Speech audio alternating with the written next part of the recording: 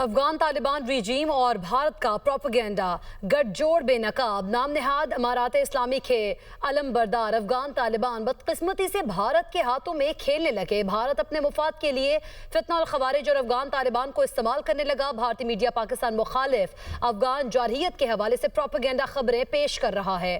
15 اکتوبر کو پاکستانی ٹینک افغان طالبان کی جانب سے قبضے میں لینے کا جھوٹا پروپیگنڈا افغان ترجمان ذبیح اللہ نے کیا۔ ایکس اکاؤنٹ سے جھوٹے اور بے بنیاد بیان کو بھارتی ذرائع ابلاغ نے خوب اچھالا۔